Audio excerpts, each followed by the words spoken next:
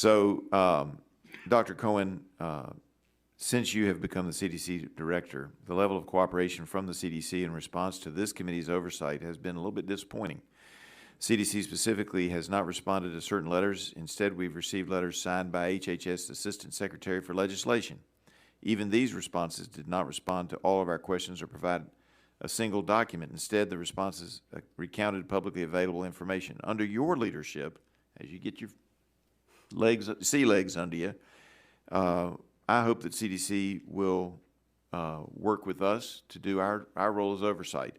Will you commit to working with us and having the CDC cooperate with our oversight for the betterment of the nation? Yes or no? Chairman, I look forward to working with you. I think it's really important, as I said in my opening statement, that we work closely with Congress, and I look forward to working with you personally. I built relationships across the aisle in North Carolina. I look forward to doing that here in this new role. Yes, ma'am. Thank you. With the current surge in respiratory disease in China, this subcommittee sent a letter to you just yesterday, so we don't expect an answer yet, but just yesterday regarding this mysterious uptick in cases.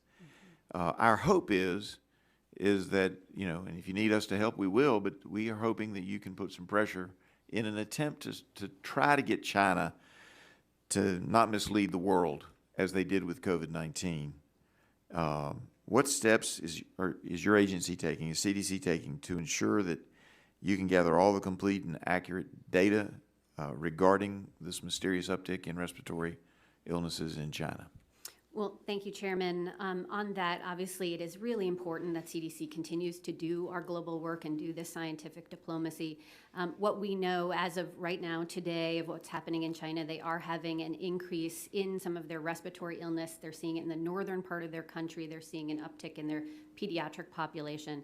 What we do know as of today is we do not believe this is a new or novel pathogen. We believe this is all existing, meaning COVID, flu, RSV, mycoplasma, but they are seeing an upsurgence.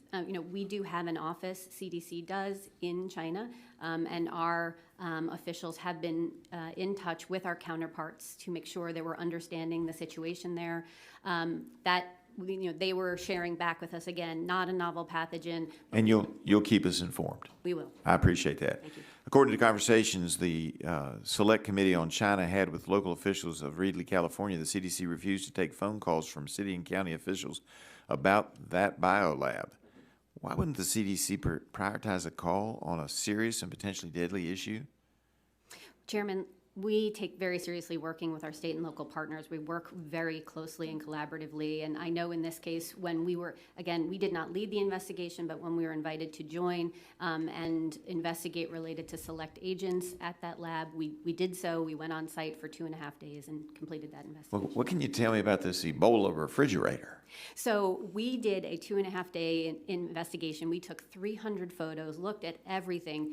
Our team did not see anything that said Ebola anywhere. Okay. When we heard after the fact that someone said it was labeled Ebola, we immediately followed up and said, do you have a picture? Is there any evidence? Could not produce that.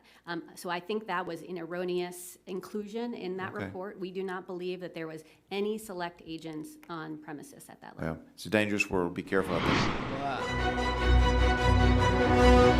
there.